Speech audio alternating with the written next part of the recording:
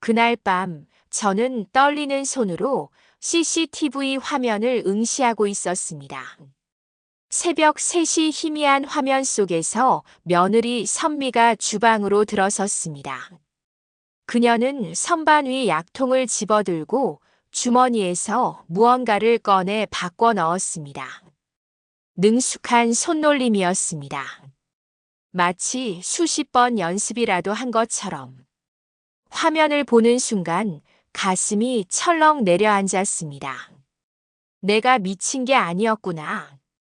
하지만 동시에 더 깊은 공포가 밀려왔습니다. 내 며느리가 나를 죽이려 하고 있다니. 혹시 제 이야기를 들어주시겠습니까? 68년을 살아오며 이런 일을 겪게 될 줄은 꿈에도 몰랐습니다. 저는 이은아입니다. 올해 68. 전북 익산의 오래된 골목에서 은하 슈퍼를 운영하고 있습니다. 아니, 운영하고 있었다고 해야 맞을지도 모르겠습니다. 이제는 제가 주인인지 손님인지도 모를 지경이 되었으니까요. 간판은 햇빛에 발에 글씨가 희미해졌습니다. 은하 슈퍼라는 네 글자 중 은자는 거의 보이지 않을 정도였습니다. 처마 및 페인트는 군데군데 벗겨져 시멘트가 드러났고 셔터 아래쪽엔 녹이 슬어 있었습니다. 그래도 저는 이 가게가 좋았습니다. 새벽 5시면 일어나 셔터를 올렸습니다. 끼익끼익 소리를 내며 올라가는 낡은 셔터. 그 소리가 하루의 시작을 알렸습니다. 진열대 먼지를 마른 행주로 닦고 우유 유통기한을 하나하나 확인했습니다. 라면 박스를 나르고 과자 봉지를 가지런히 정리했습니다.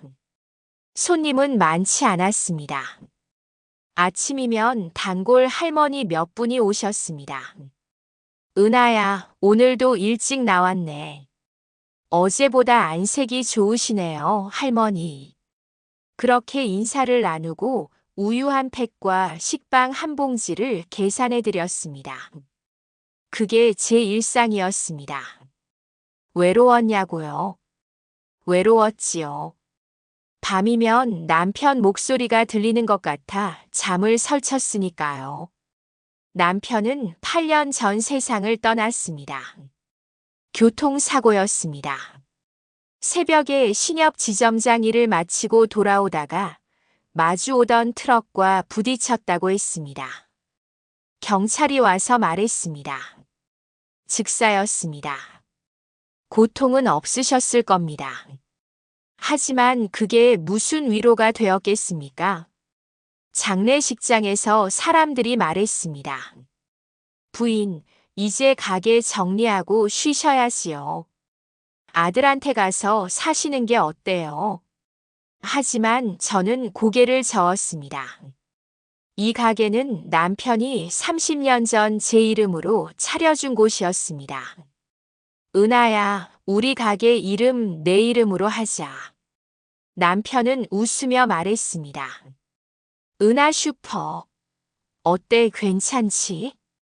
그래서 저는 가게 문을 닫을 수 없었습니다. 이 가게를 닫으면 남편의 흔적까지 사라질 것 같았으니까요. 혼자 버텼습니다. 무릎이 아파도 허리가 굽어도 새벽이면 일어나 셔터를 올렸습니다. 이게 제 삶이었으니까요. 이 가게가 제 존재 이유였으니까요. 그러던 어느 봄날이었습니다. 아들 제국에게서 전화가 왔습니다. 엄마, 나 내려갈게. 목소리가 지쳐 있었습니다. 제국은 서울에서 작은 회사를 다니며 살았습니다. 며느리 선미와 결혼한 지 5년. 아이는 없었습니다. 최근 회사 사정이 안 좋아 퇴사했다는 이야기를 들었습니다. 왜? 무슨 일이라도 있니? 귀농하려고. 도시 생활이 힘들어서. 엄마 슈퍼도 도와드리고. 가슴이 뜨끔했습니다. 아들이 힘들다는데 엄마가 뭐라 할 수 있겠습니까? 그래, 내려와라. 2층 방 있으니까. 일주일 후 아들 부부가 짐을 싸들고 내려왔습니다. 며느리 선미는 36이었습니다. 긴 생머리를 단정하게 묶고 깔끔한 흰 블라우스에 청바지를 입고 있었습니다. 도시 사람 특유의 세련된 분위기가 풍겼습니다. 어머님, 잘 부탁드려요. 선미는 환하게 웃으며 인사했습니다. 단골 할머니들이 웅성거렸습니다. 어머, 며느리 참 예쁘네. 도시 사람이라 그런가 분위기가 다르네. 저도 처음엔 기뻤습니다. 혼자 버티던 가게에 젊은 사람이 들어오니 힘이 나는 것 같았거든요. 선미는 이튿날부터 가게 일을 시작했습니다. 계산대 앞에 서서 바코드를 찍고 재고를 정리하고 유통기한 지난 상품을 골라냈습니다. 손놀림이 빠르고 정확했습니다. 어머님, 진열대 좀 바꿔야겠어요. 동선이 비효율적이에요. 저는 어리둥절했습니다. 여기 원래 이렇게 해왔는데 손님들 불편해 하실 거예요. 제가 정리할게요. 선미는 제 대답을 기다리지 않았습니다. 이미 상자를 옮기고 있었습니다.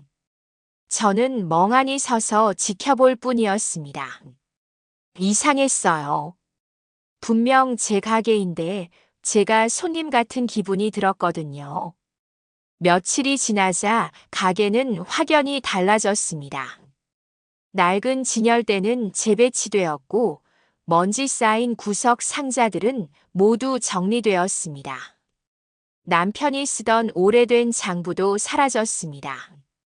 어머님, 이건 너무 낡았어요. 버려야죠. 그 장부는 요즘은 다 컴퓨터로 해요. 제가 엑셀로 정리해 드릴게요. 선미는 노트북을 펼쳐 매출을 입력하기 시작했습니다. 그리고 며칠 후 새 통장을 만들어 왔습니다. 어머님, 매출 관리 통장 따로 만들었어요. 이제부터 여기로 넣을게요. 응? 근데 원래 쓰던 통장이 있는데. 그건 어머님 용돈 통장으로 쓰시고요. 사업 통장은 따로 관리하는 게 좋아요. 제 손을 떠나가는 가게였습니다. 제 이름이 적힌 통장은 서랍 깊숙이 들어갔고 선미가 관리하는 새 통장으로 돈이 들어갔습니다. 저는 가게 한쪽 구석에 앉아 과자 봉지를 정리하거나 단골 할머니들과 이야기를 나눴습니다. 뭔가 이상하다는 느낌이 들기 시작한 건 바로 그때부터였습니다. 그리고 어느 날부터 몸이 이상해졌습니다. 밤마다 기침이 멈추지 않았습니다. 목구멍이 칼로 긁는 듯 아팠습니다. 손끝도 미세하게 떨렸습니다. 잠을 자려고 누우면 심장이 두근거렸습니다. 선미가 걱정스러운 얼굴로 물을 가져다 주었습니다. 어머님, 약 드셔야죠. 제가 챙겨드릴게요. 고맙구나. 약을 물과 함께 삼켰습니다. 하지만 약을 먹어도 나아지지 않았습니다. 오히려 더 심해졌습니다. 기침은 깊어졌고 손 떨림은 잦아졌습니다. 어지럼증도 생겼습니다. 가게 계단을 올라가다 비틀거린 적도 있었습니다. 나이 탓이겠지. 68이면 이럴 수도 있지. 그렇게 생각하려 했습니다. 어느 날 저녁이었습니다. 약을 먹으려고 약통을 집어들다 이상한 점을 발견했습니다. 라벨이 바뀌어 있었습니다. 분명 파란색이었는데 흰색으로 바뀌어 있었습니다. 글씨체도 달랐습니다. 선미야, 이 약 혹시 바꿨니? 네. 아니에요, 어머님. 제가 약국에서 그대로 받아온 거예요. 선미는 환하게 웃으며 대답했습니다. 그 웃음이 너무 자연스러워서 저는 제가 잘못 본 게 아닐까 의심했습니다. 내가 헷갈린 건가? 나이 들어 기억이 흐릿해진 건가? 하지만 불안감은 가시지 않았습니다. 밤에 잠자리에 누워서도 약통이 자꾸만 떠올랐습니다. 분명 파란색이었는데. 다음 날 보건소에 갔습니다.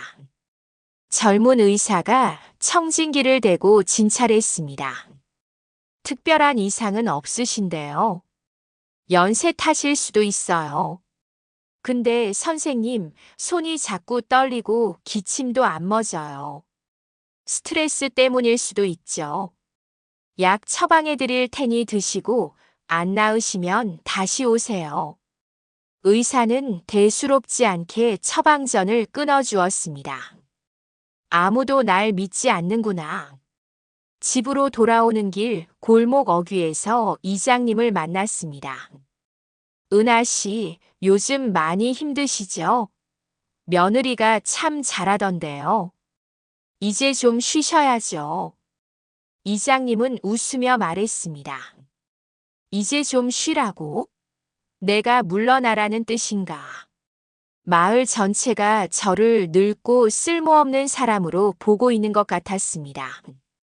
그날 밤 저는 결심했습니다. 남편이 10년 전 설치해둔 CCTV를 다시 켜기로 했습니다.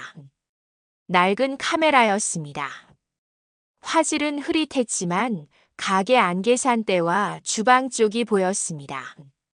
모니터를 켜고 지난 일주일치 녹화 영상을 돌렸습니다. 빨리 감기로 흘러가는 화면. 손님들이 들어오고 나가고 선미가 계산대에 앉아 있고 제국이 상자를 나르고 그리고 새벽 3시 화면이 멈췄습니다. 선미가 혼자 주방으로 들어갔습니다. 선반 위 약통을 집어들고 주머니에서 무언가를 꺼내 바꿔 넣었습니다. 능숙한 손놀림이었습니다. 화면을 보는 순간 온몸에 소름이 돋았습니다. 손이 떨리고 숨이 막혔습니다. 정말이었어. 내가 미친 게 아니었어.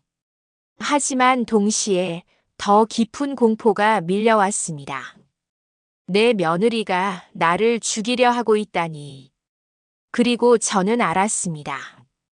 이 집에서 내가 싸워야 할 사람은 바로 내 가족이라는 것을. 증세는 점점 심해졌습니다. 새벽에 일어나면 머리가 무겁고 어지러웠습니다. 설거지를 하다가 그릇을 놓치기도 했습니다. 짤그랑 소리와 함께 바닥에 떨어진 접시 조각들. 선미가 달려왔습니다. 어머님 괜찮으세요? 미안하다. 손에 힘이 안 들어가서. 요즘 많이 피곤하신가 봐요. 제가 설거지 할게요. 선미는 부드럽게 웃으며 제 손에서 행주를 가져갔습니다. 저는 한쪽에 물러나 앉았습니다. 예전엔 이러지 않았는데. 손에 힘이 없어. 기침도 멈추지 않았습니다. 밤마다 목이 따갑고 가슴이 답답했습니다. 베개에 기대 누우면 숨이 가빠졌습니다. 한두 시간마다 깨어나 물을 마셨습니다. 그리고 가장 무서운 건 기억이 흐릿해진다는 것이었습니다. 어느 날 아침이었습니다. 진열대 앞에 서 있는데 며느리 선미의 얼굴이 낯설게 느껴졌습니다. 분명 매일 보는 얼굴인데 마치 처음 보는 사람 같았습니다. 이 사람이 누구였지? 순간 머릿속이 하얘졌습니다. 선미가 다가왔습니다. 어머님, 왜 그러세요? 아니, 아무것도 아니야. 선미는 의아한 표정으로 저를 바라봤습니다. 저는 황급히 시선을 돌렸습니다. 내가 정말 이상해지는 건가? 며느리 얼굴도 모르다니. 손이 떨렸습니다. 진열대를 붙잡고 간신히 버텼습니다. 그날 오후 저는 보건소로 갔습니다. 젊은 의사가 청진기를 대고 심장 소리를 들었습니다. 특별한 이상은 없으신데요. 선생님, 손이 떨리고 기침이 안 멎어요. 기억도 자꾸 흐릿해지고요. 연세 탓일 수도 있어요. 68이시면 그럴 수 있죠. 의사는 차트에 뭔가를 적으며 대수롭지 않게 말했습니다. 혈압은 정상이고요. 약 잘 드시고 계시죠? 네, 며느리가 챙겨줘요. 그럼 됐네요. 스트레스 받지 마시고 푹 쉬세요. 의사는 처방전을 끊어주었습니다. 저는 그 종이를 들고 멍하니 서 있었습니다. 아무도 날 믿지 않는구나. 내가 이상한 사람 취급받는 거야. 보건소를 나와 골목을 걷는데 약국이 보였습니다. 정약국이라는 간판. 거기서 일하는 약사 정도윤은 과묵하고 차분한 사람이었습니다. 무언가에 이끌리듯 약국 문을 열었습니다. 도윤이 카운터 안에서 고개를 들었습니다. 어서 오세요. 혹시 이 약 좀 봐주실 수 있을까요? 저는 가방에서 약통을 꺼냈습니다. 며느리가 챙겨준 혈압약이었습니다. 도윤은 약통을 받아들고 라벨을 살폈습니다.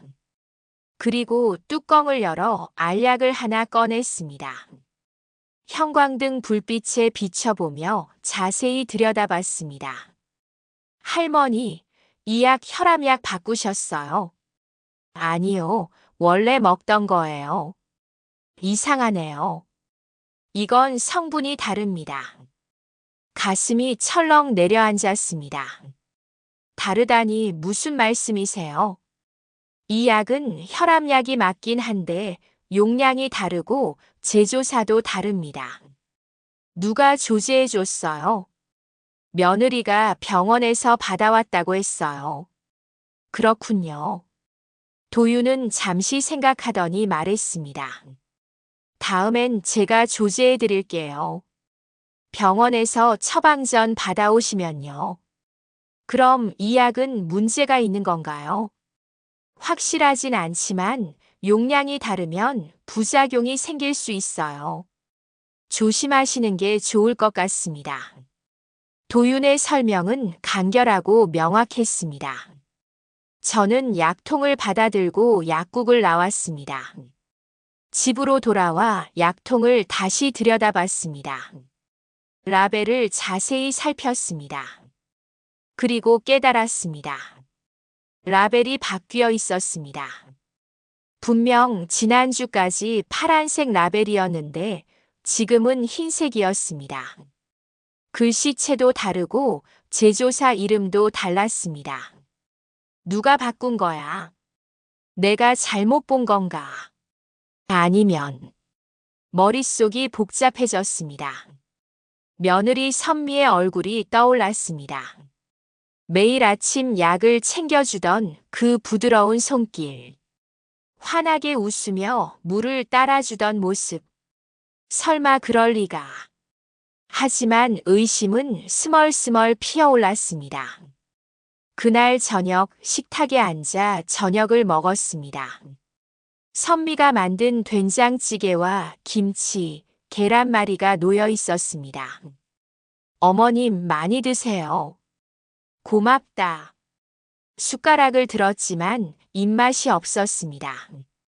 제국이 물었습니다. 엄마, 오늘 병원 다녀오셨다며요? 뭐래요? 별일 없대.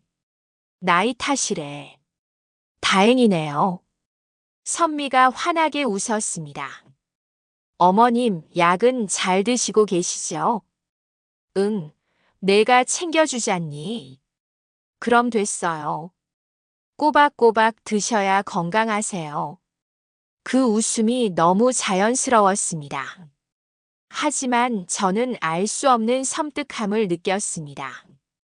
저 웃음 뒤에 뭐가 숨어 있는 걸까? 다음 날부터 마을 사람들의 시선이 달라졌습니다.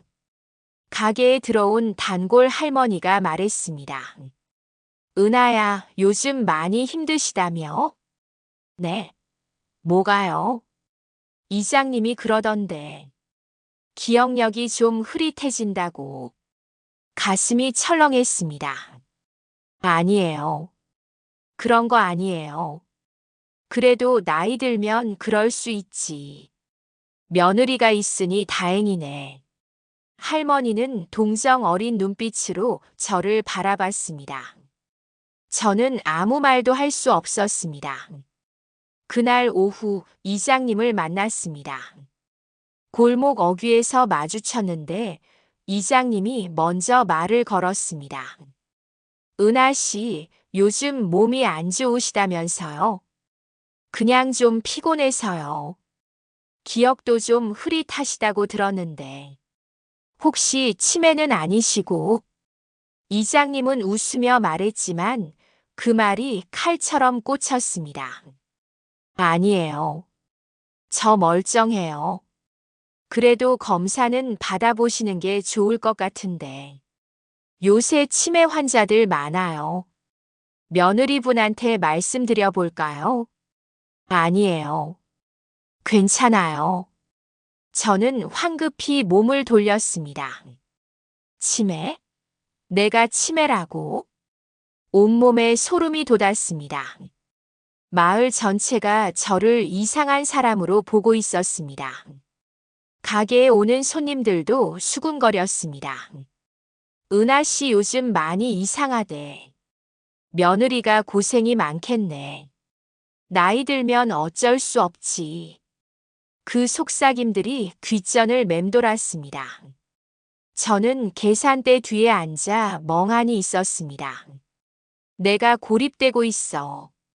천천히 조금씩. 누가 이렇게 만든 걸까요? 며느리일까요?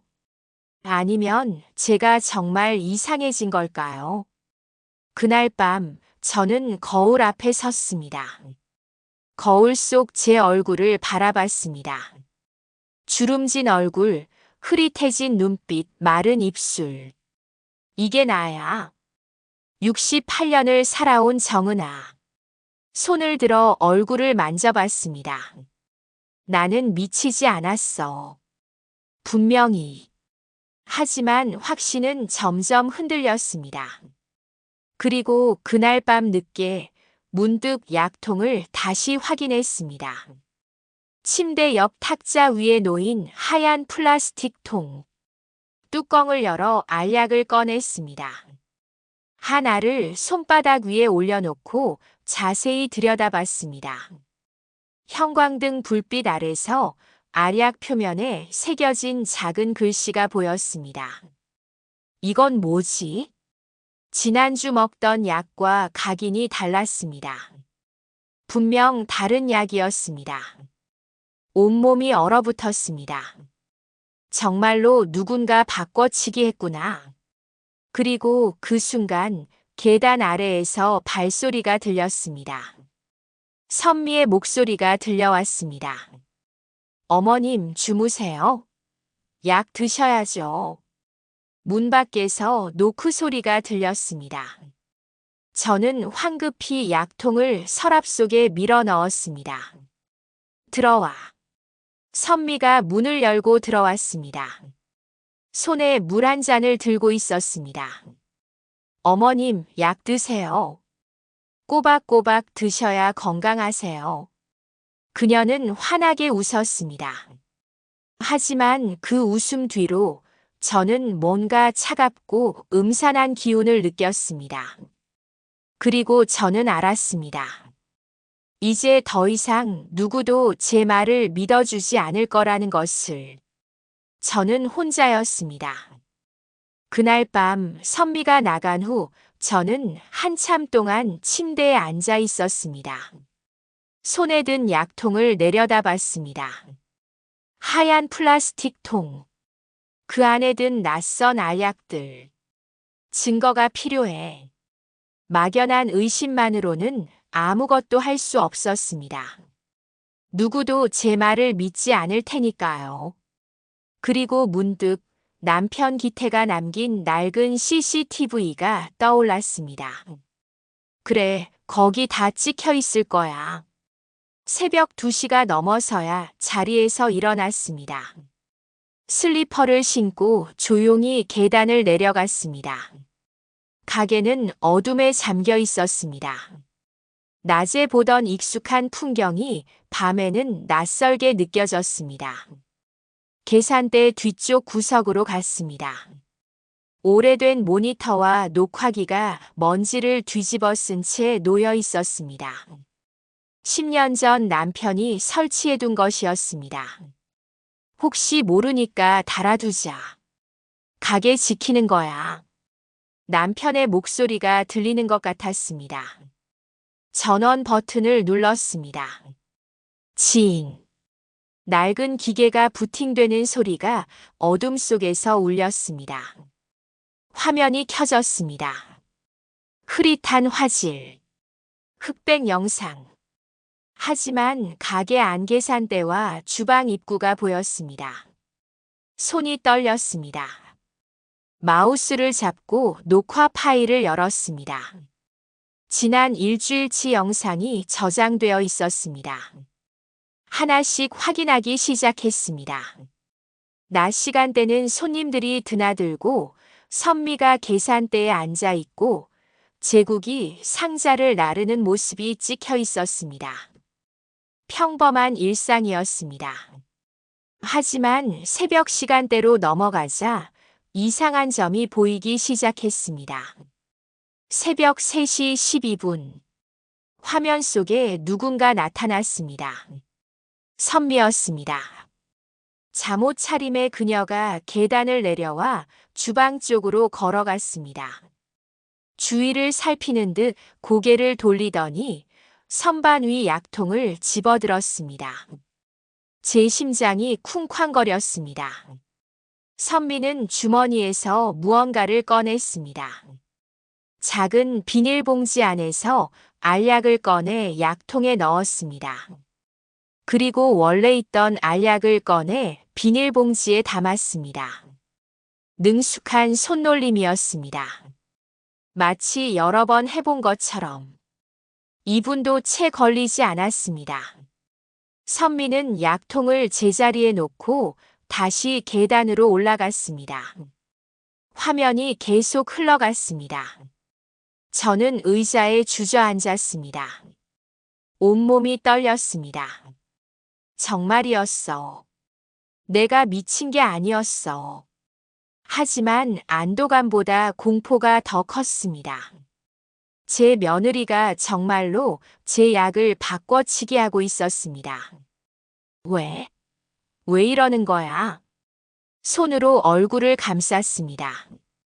숨이 막혔습니다. 보여줘야 해. 저는 USB를 꺼내 백업 파일을 복사하기 시작했습니다. 파일이 천천히 복사되었습니다. 30%, 50%, 70%. 제발, 제발 무사히. 100%. 복사가 완료되었습니다. 저는 USB를 꼭 쥐고 가슴에 안았습니다. 이제 됐어. 이걸로 증명할 수 있어. 다음 날 아침, 저는 아들 제국을 불렀습니다. 제국아, 너한테 보여줄 게 있어. 뭔데요, 엄마? CCTV 영상. 어젯밤에 확인했어. 제국은 의아한 표정을 지었습니다. CCTV요? 그거 고장 난 줄 알았는데. 아니야. 작동해. 그리고 거기 내 아내가. 말을 잇지 못했습니다. 제국이 저를 바라봤습니다. 제 아내가 뭐요? 약통을 바꾸는 게 찍혔어. 순간 제국의 얼굴이 굳었습니다. 계산대 뒤로 가서 모니터를 켰습니다. 제국이 따라왔습니다. 선미도 주방에서 나와 함께 섰습니다. 어머님, 무슨 일이세요? 선미의 목소리는 걱정스러웠습니다. 저는 대답하지 않고 파일을 열었습니다. 새벽 3시 영상. 화면 속에서 선미가 나타나 약통을 바꾸는 장면이 재생되었습니다. 봐. 이거야. 내가 내 약을 바꾸는 거. 손가락으로 화면을 가리키며 말했습니다. 하지만 제국은 고개를 저었습니다. 엄마, 이거 날짜 좀 보세요. 뭐? 제국이 화면 구석에 타임 스탬프를 가리켰습니다. 2024년 3월 15일. 아니야. 분명 며칠 전인데. 저는 당황했습니다. 아니야. 이건 최근에 며칠 전에 찍힌 거야. 엄마, CCTV 날짜 설정이 잘못된 거예요. 기계가 오래되어서 그래요. 그리고 제국이 화면을 자세히 들여다봤습니다. 이 영상, 선미가 물 마시러 내려온 거 아니에요. 선미가 다가왔습니다. 어머님, 제가 언제 그랬어요? 그녀의 목소리가 떨렸습니다. 저는 그냥 목말라서 물 마시러 내려갔던 건데 어머님이 약 두신데 물컵이 있어서. 아니야. 너 분명히 약통을 열었어. 물컵 옆에 있었어요. 약통 건드린 게 아니라. 선미의 눈에 눈물이 고였습니다.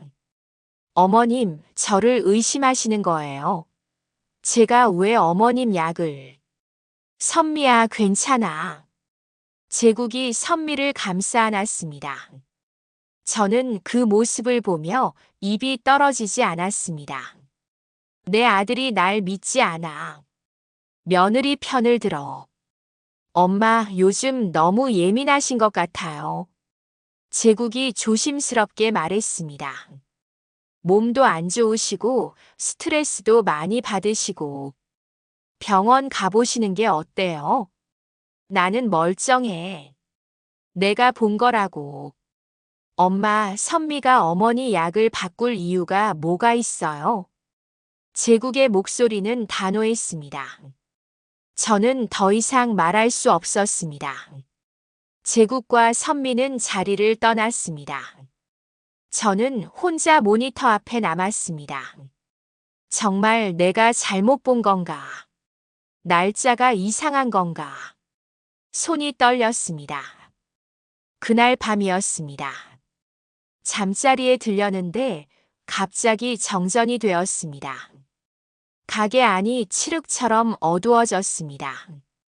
뭐야, 왜 전기가? 손전등을 켜고 계단을 내려갔습니다. 계산대 뒤로 가보니 CCTV 녹화기가 꺼져 있었습니다. 전원을 다시 켰지만 작동하지 않았습니다. 고장났어.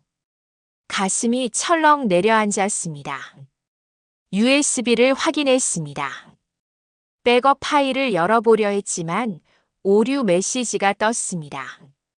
파일이 손상되었습니다. 안 돼. 손이 떨리며 계속 클릭했지만 파일은 열리지 않았습니다. 유일한 증거가 사라진 것입니다. 며칠이 지났습니다. 어느 아침 가게 셔터를 올리려는데 이상한 게 보였습니다. 셔터에 빨간 스프레이로 낙서가 되어 있었습니다. 은하 슈퍼 치매. 4글자가 크게 적혀 있었습니다. 숨이 막혔습니다. 누가 이런 짓을. 단골 할머니가 지나가다 그것을 보고 멈춰 섰습니다. 어머, 저게 뭐야? 모르겠어요. 누가 장난친 것 같아요. 요즘 애들 참 그래도 저런 건 좀 심하네. 할머니는 혀를 찼지만 그 눈빛에서 묘한 시선을 읽었습니다. 혹시 정말로 치매인가? 그런 의심이 담긴 눈빛이었습니다. 오후가 되자 마을 사람들이 수군거리기 시작했습니다. 은하 씨 가게에 낙서가 됐대. 치매라고 써 있던데. 요즘 행동이 좀 이상하시긴 하더라. 귓전을 맴도는 속삭임들. 저는 가게 안에 앉아 그 소리들을 들어야 했습니다. 이장님이 가게로 찾아왔습니다. 은하 씨, 셔터 낙서 봤어요. 누가 그런 짓을. 이장님은 안타까운 표정을 지었습니다. 하지만 은하 씨, 요즘 많이 힘드시죠? 며느리한테 들었어요. 기억도 가물가물하시고. 아니에요. 저 멀쩡해요. 그래도 한번 검사는 받아보시는 게. 괜찮아요. 저는 고개를 저었습니다. 이장님은 한숨을 쉬며 말했습니다. 며느리가 참 잘하던데요. 시어머니 약도 챙겨드리고 가게 일도 도와드리고. 은하 씨 복 많으세요. 그 말이 가슴에 비수처럼 꽂혔습니다. 모두가 며느리 편이야. 모두가 날 이상한 사람으로 보고 있어. 선미가 가게로 들어왔습니다. 어머님, 셔터 낙서 제가 지울게요. 그녀는 걱정스러운 얼굴로 말했습니다. 누가 이런 짓을 했을까요? 너무 심하네요. 선미는 물티슈를 들고 밖으로 나가 낙서를 닦기 시작했습니다. 저는 창문 너머로 그 모습을 바라봤습니다. 마을 사람들이 지나가며 며느리가 참 효부네라고 말하는 소리가 들렸습니다. 선미는 돌아와 제 손을 잡았습니다. 어머님, 이제 그만 쉬세요. 가게 일은 제가 다 할게요. 그녀는 부드럽게 미소 지었습니다. 하지만 그 미소 뒤로 저는 차가운 무언가를 느꼈습니다. 저 웃음, 저 눈빛, 뭔가 이상해. 선미의 목소리는 다정했습니다. 마을 사람들도 아들도 모두가 선미를 칭찬했습니다. 그리고 저는 점점 더 고립되어 갔습니다. CCTV는 고장났고 증거는 사라졌고 낙서까지 생겼습니다. 아무도 날 믿지 않아. 저는 계산대 뒤에 앉아 멍하니 창밖을 바라봤습니다. 봄볕이 따사롭게 내리쬐었습니다. 하지만 제 마음은 차갑고 어두웠습니다. 그날 밤 저는 혼자 중얼거렸습니다. 저 애가 날 죽이려 한다. 분명히 그래. 내가 미친 게 아니야. 하지만 아무도 들어주지 않았습니다. 어둠만이 저를 감쌌습니다. 증거가 없어. 이제 어떻게 해야 하지? 절망감이 밀려왔습니다. 그리고 저는 깨달았습니다. 이제 제가 싸워야 한다는 것을, 아무도 믿지 않는 진실을 증명해야 한다는 것을. 증거가 사라진 후 저는 며칠 동안 멍하니 지냈습니다. 가게 일을 하는 동안에도 밥을 먹는 동안에도 머릿속은 하얗게 비어 있었습니다. CCTV도 고장났고 USB도 망가졌고 이제 아무것도 없어. 손님이 와서 물건값을 계산해도 무슨 말을 했는지 기억나지 않았습니다. 그냥 기계적으로 바코드를 찍고 돈을 받고 거스름돈을 돌려줬습니다. 선미가 옆에서 지켜보고 있었습니다. 어머님, 제가 할게요. 좀 쉬세요. 그녀의 목소리는 부드러웠습니다. 하지만 저는 그 부드러움 뒤에 숨은 차가운 무언가를 느꼈습니다. 이대로 포기할 순 없어. 누군가는 날 믿어줄 거야. 그날 오후 저는 정약국으로 향했습니다. 골목을 걸으며 손에 쥔 종이가 축축하게 젖었습니다. 약국 문 앞에서 잠시 멈춰 섰습니다. 딸랑. 문을 열고 들어갔습니다. 약사 정도윤이 카운터 안에서 약을 조제하고 있었습니다. 하얀 가운을 입은 그녀의 모습이 차분해 보였습니다. 도윤 씨. 제 목소리가 떨렸습니다. 도윤이 고개를 들었습니다. 어서 오세요. 할머니. 저 할 말이 있어요. 저는 카운터 앞에 섰습니다. 주위를 둘러봤습니다. 다행히 다른 손님은 없었습니다. CCTV에 며느리가 약을 바꾸는 게 찍혔어요. 도윤의 손이 잠시 멈췄습니다. 제발 좀 봐주세요. 제가 미친 게 아니에요. 할머니. 정말이에요. 새벽 3시에 며느리가 내려와서 제 약통을 바꿨어요. 제 눈으로 봤다고요. CCTV에 다 찍혔어요. 말이 빨라졌습니다. 도윤은 조제하던 약을 내려놓고 저를 바라봤습니다. 그녀의 눈빛이 차가웠습니다. 어르신. 네. 그건 환상이었을 수도 있습니다. 그 말에 가슴이 철렁 내려앉았습니다. 환상이라니 무슨 말씀이세요? 요즘 몸이 안 좋으시잖아요. 스트레스도 많이 받으시고. 그러면 이런저런 걸 보실 수 있어요. 도윤의 목소리는 차분했습니다. 너무 차분해서 오히려 냉담하게 들렸습니다. 아니에요. 저 정말 봤어요. 며느리가. 어르신, 너무 예민해지지 마세요. 검사 한번 받아보시는 게 어때요? 보건소에서. 도윤은 다시 약 조제를 시작했습니다. 더 이상 대화를 이어갈 의사가 없어 보였습니다. 저는 그 자리에 서서 그녀를 바라봤습니다. 하지만 그때 미묘한 걸 봤습니다.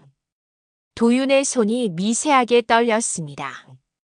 약병을 집어들 때 손끝이 살짝 흔들렸습니다. 뭔가 있어. 이 사람 뭔가 알고 있어.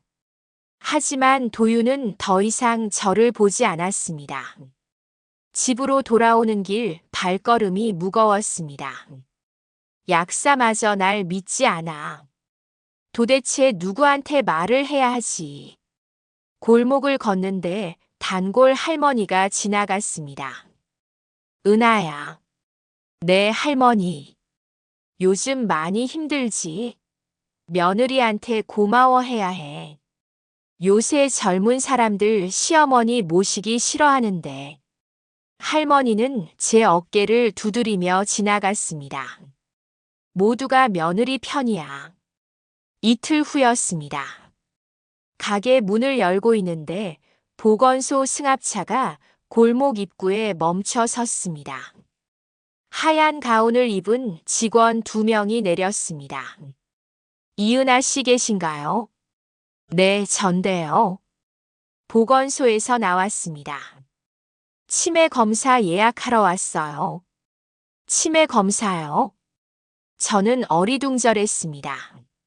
내 신청서가 들어왔어요. 다음 주 화요일 오전 10시로 예약됐습니다. 저 신청 안 했는데요. 보호자분이 신청하셨나 봐요. 아드님이나 며느리분이. 직원은 서류를 건네주고 갔습니다. 저는 그 종이를 들고 멍하니 섰습니다. 누가 신청한 거야? 제국이. 아니면 선미. 가게 안으로 들어가니 선미가 계산대에 앉아 있었습니다. 어머님, 무슨 일이세요? 보건소에서 왔어. 치매 검사 예약됐다는데. 아, 그거요. 선미는 환하게 웃었습니다. 제가 신청했어요. 내가? 네. 어머님 요즘 많이 힘드시잖아요. 검사 한번 받아보시는 게 좋을 것 같아서요. 나는 치매 아니야. 그럼 더 다행이죠. 검사 받으시면 아니라는 게 확실해지잖아요. 선미의 논리는 완벽했습니다. 저는 반박할 말이 없었습니다. 그리고 어머님, 마을 사람들도 걱정하시거든요. 검사 받으시면 다들 안심하실 거예요. 선미는 제 손을 잡았습니다. 제가 같이 가드릴게요. 그 손길이 따뜻했습니다. 하지만 저는 그 따뜻함이 소름 끼쳤습니다. 그날 오후 마을 사람들의 시선이 달라졌습니다. 은하 씨 치매 검사 받으신대. 그럼 진짜였나 보네. 불쌍하게 나이 들면 어쩔 수 없지. 가게에 오는 손님들이 저를 보는 눈빛이 동정 어린 것으로 바뀌었습니다. 어떤 할머니는 제가 거스름돈을 잘못 줬다고 했습니다.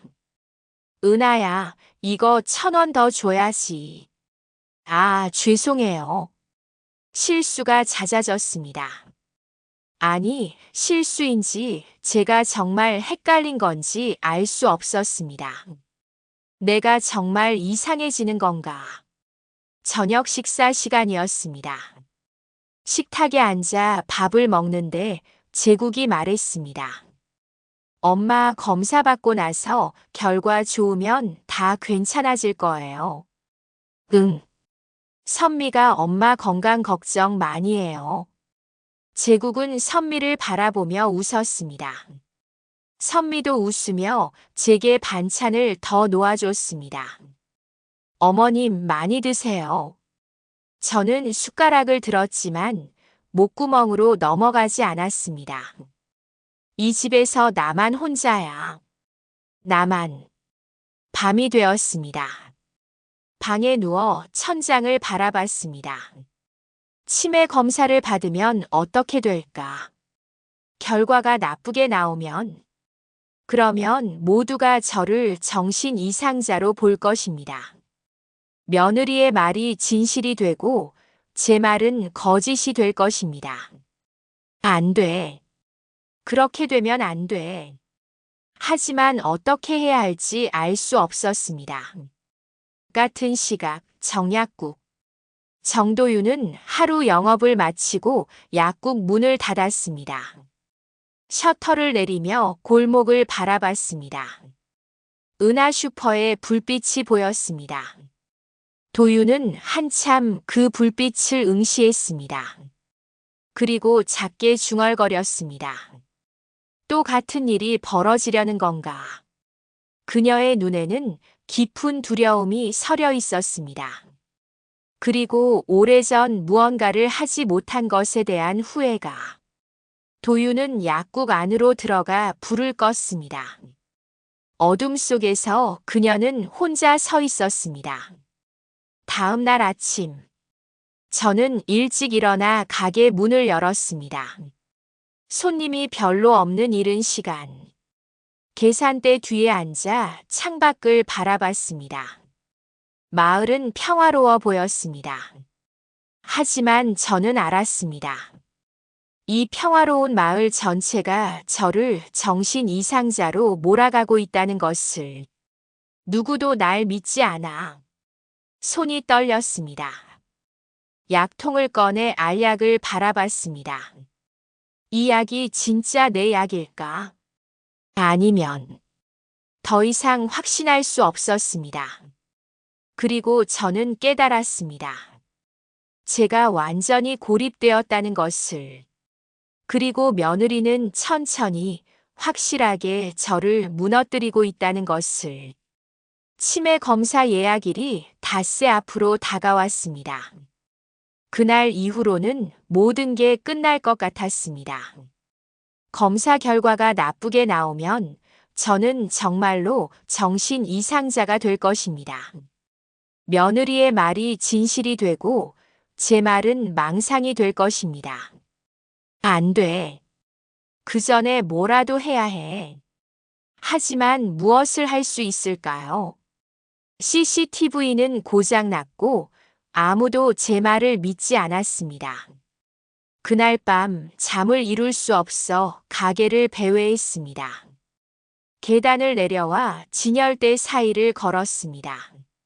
40년을 지켜온 이 가게가 낯설게 느껴졌습니다. 이제 정말 내 가게가 아닌가 봐. 계산대를 지나 창고 쪽으로 갔습니다. 그리고 문득 떠올랐습니다. 지하 창고. 남편이 생전에 만들어둔 작은 지하 공간. 혹시 모르니까 비상용품 넣어두자. 아무한테도 말하지 말고. 남편은 그렇게 말하며 가게 구석에 작은 지하 입구를 만들어뒀습니다. 워낙 오래전 일이라 거의 잊고 있었습니다. 아들 제국도 며느리 선미도 그 존재를 몰랐습니다. 창고 구석에 낡은 매트를 걷어냈습니다. 바닥에 네모난 뚜껑이 보였습니다. 손잡이를 잡아 올렸습니다. 삐걱 녹슨 경첩이 소리를 냈습니다.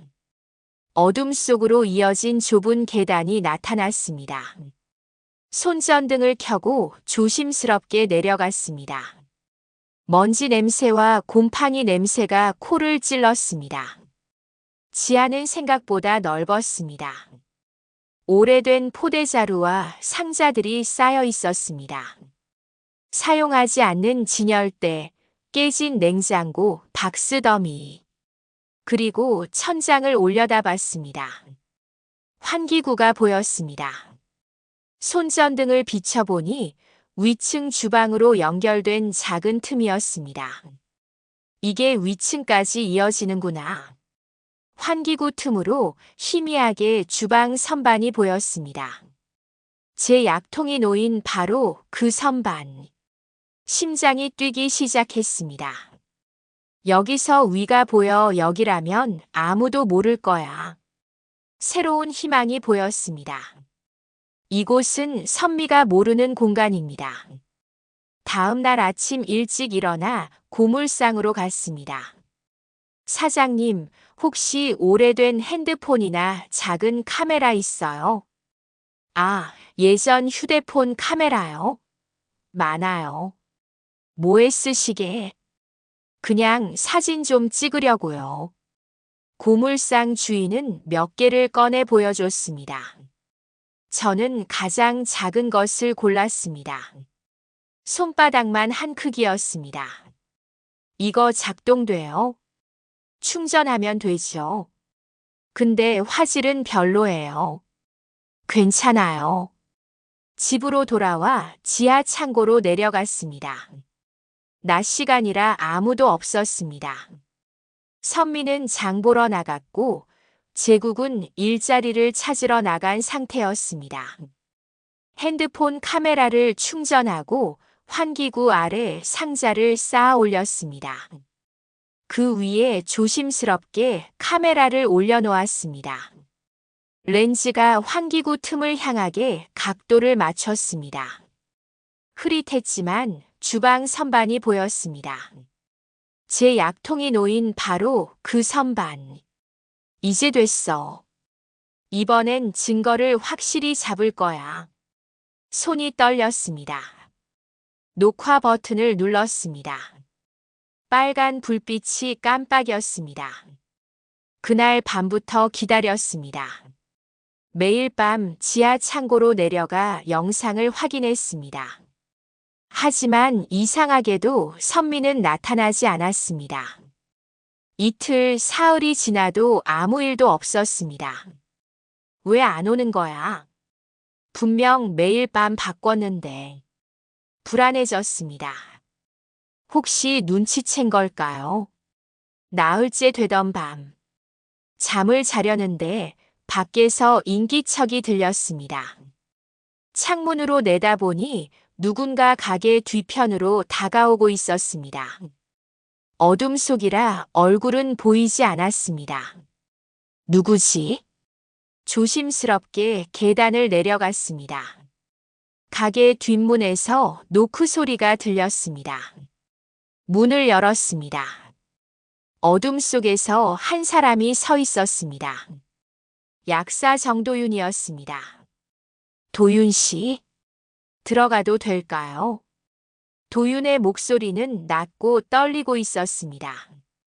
저는 그녀를 안으로 들였습니다. 불을 켜려 하자 도윤이 말했습니다. 불은 켜지 마세요. 왜요? 아무도 보면 안 돼요. 어둠 속에서 도윤의 얼굴이 희미하게 보였습니다. 그녀는 무언가를 꼭 쥐고 있었습니다. 이거 받으세요. 도윤이 봉투 하나를 건넸습니다. 저는 그것을 받아들었습니다. 두껍고 묵직했습니다. 이게 뭐예요? 당신 약통에 있던 약이요. 도윤의 목소리가 떨렸습니다. 며칠 전에 가져오셨던 약 말이에요. 제가 몰래 분석했어요. 그래서요. 혈압약이 아니었어요. 순간 숨이 막혔습니다. 뭐라고요? 그 안에 디곡신이 섞여 있었어요.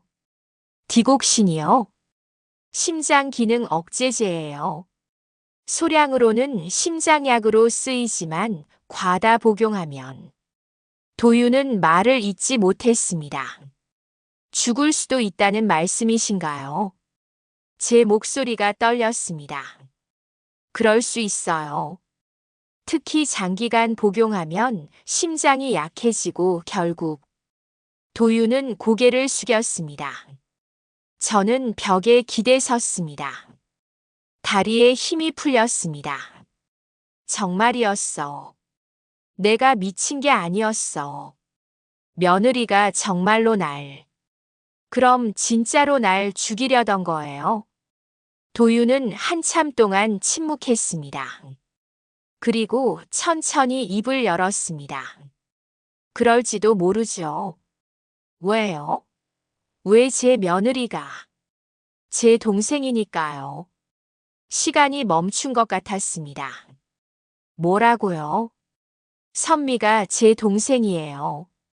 도윤의 목소리는 작았습니다.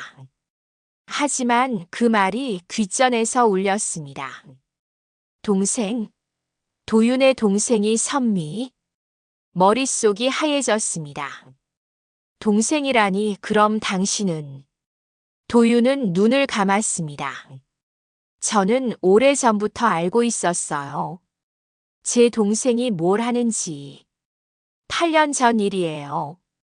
도윤이 천천히 말하기 시작했습니다. 당신 남편이 교통사고로 돌아가셨을 때 보험금이 나왔죠. 네. 그 보험금 일부가 제 동생 계좌로 들어갔어요. 가슴이 철렁 내려앉았습니다. 뭐라고요? 당신 남편 박기태 씨. 그분은 신협 지점장이었죠. 제 동생은 그 신협의 계약직으로 일했어요. 도윤의 목소리는 떨렸습니다. 그리고 둘 사이에 관계가 있었다는 소문이 돌았어요. 그럴 리가. 하지만 말이 나오지 않았습니다. 보험금 중 2천만 원이 사라졌어요. 도윤이 계속 말했습니다. 당신은 몰랐겠지만 저는 봤어요. 제 동생 통장에 들어온 돈을. 그럼 왜 말 안 했어요? 할 수 없었어요. 도윤의 목소리가 갈라졌습니다. 제 동생이에요. 제가 어떻게. 그래서 가만히 있었다는 거예요. 분노가 치밀었습니다. 죄송해요. 도윤은 고개를 숙였습니다. 정말 죄송해요. 그때 말했어야 했는데. 하지만 저도 같이 처벌받을까봐. 목소리가 떨렸습니다. 사고 후에 사업 정리하면서 돈 쓴 거겠지 했어요. 저는 중얼거렸습니다. 남편이 그랬을 거라고 믿었어요. 설마 다른 여자가 있었을 줄은. 죄송해요. 남의 돈을 빼앗고도 아무렇지 않았군요. 당신 동생은? 네. 도윤이 고개를 끄덕였습니다. 제 동생은 그렇게 살아왔어요. 필요하면 뭐든지 하는 사람이에요. 그리고 이제 당신 집에 들어왔죠. 내 아들과 결혼하고. 네. 당신 아들과 결혼하고 들어왔을 때 저는 알았어요. 또 시작됐다고. 이번엔 당신 차례예요. 도윤이 말했습니다. 당신 재산, 당신 가게, 모든 걸 가져가려는 거예요. 당신이 죽고 나면. 그리고 아무도 의심하지 않겠죠. 나이든 시어머니가 자연사한 거니까. 치매 진단까지 받으면 완벽하죠. 도윤의 목소리는 차가웠습니다. 저는 주저앉았습니다. 바닥에 털썩 앉아 얼굴을 감쌌습니다. 정말이었어. 내가 미친 게 아니었어. 하지만 기쁨보다 공포가 더 컸습니다. 도와주세요. 저는 도윤을 바라봤습니다. 제발 저 혼자서는 못해요. 도윤은 한참 동안 저를 바라봤습니다. 그녀의 눈에 두려움과 죄책감이 섞여 있었습니다. 하지만 결국 고개를 끄덕였습니다. 도와드릴게요. 정말요? 이번엔 절대 놓치지 않을 거예요. 도윤의 목소리는 단호했습니다. 제 동생을 막을 거예요. 8년 전에 못한 일을. 증거가 필요해요. 확실한 증거. 도윤이 말했습니다. 약 성분 분석 결과는 제가 가지고 있어요. 하지만 그것만으로는 부족해요. 제 동생이 직접 약을 바꾸는 장면이 필요해요. CCTV 영상은 이미 고장났어요. 다른 방법은 없나요? 저는 잠시 망설이다 말했습니다. 있어요. 뭔데요? 따라오세요. 저는 도윤을 지하 창고로 데려갔습니다. 낡은 매트를 걷어내고 뚜껑을 열었습니다. 여기가 뭐예요? 남편이 만든 비밀 공간이에요. 아무도 몰라요. 계단을 내려가 손전등을 켰습니다. 도윤이 따라 내려왔습니다. 여기 봐요. 저는 환기구를 가리켰습니다. 저기 틈으로 위층 주방이 보여요. 제 약통이 놓인 선반이요. 도윤이 환기구를 올려다 봤습니다. 그리고 상자 위에 설치된 카메라를 봤습니다. 이미 설치하셨네요. 네. 며칠 전에. 잘하셨어요. 도윤은 카메라를 확인했습니다. 이제 기다리는 거예요. 제 동생이 다시 올 때까지. 그리고 그때가 되면. 도윤의 목소리가 낮아졌습니다. 모두에게 보여주는 거예요. 누가 진짜 미친 사람인지. 저는 고개를 끄덕였습니다. 피해자와 가해자의 가족. 우리는 이상한 동맹을 맺었습니다. 약 성분 분석은 제가 계속할게요. 그리고 필요하면 증언도 하겠어요. 고마워요. 아니에요. 제가 해야 할 일이에요. 8년 전에 했어야 했고요. 도윤은 조용히 지하 창고를 올라갔습니다. 뒷문으로 나가기 전에 말했습니다. 조심하세요. 제 동생은 영리해요. 그리고 어둠 속으로 사라졌습니다. 혼자 남은 가게 안. 저는 지하 창고로 내려가 빨간 불빛을 바라봤습니다. 이제 시작이야. 이번엔 내가 이길 거야.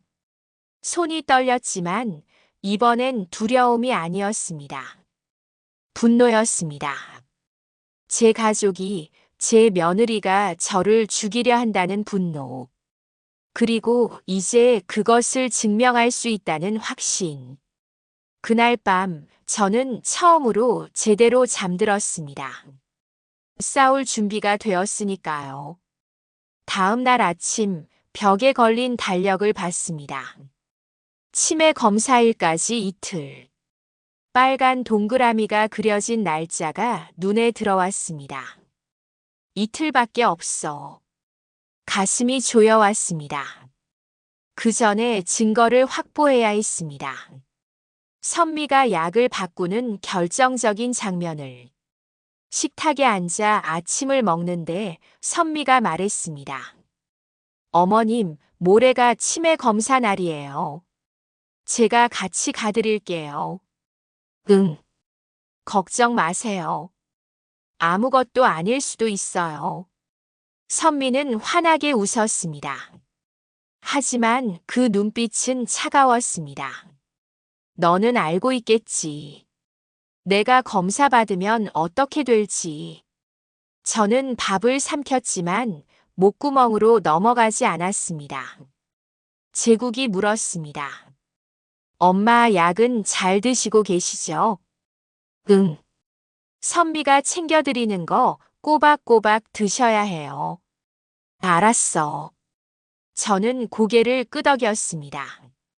선미가 약통을 가져왔습니다. 어머님, 아침 약 드세요. 하얀 알약 2개. 저는 그것을 손에 받았습니다.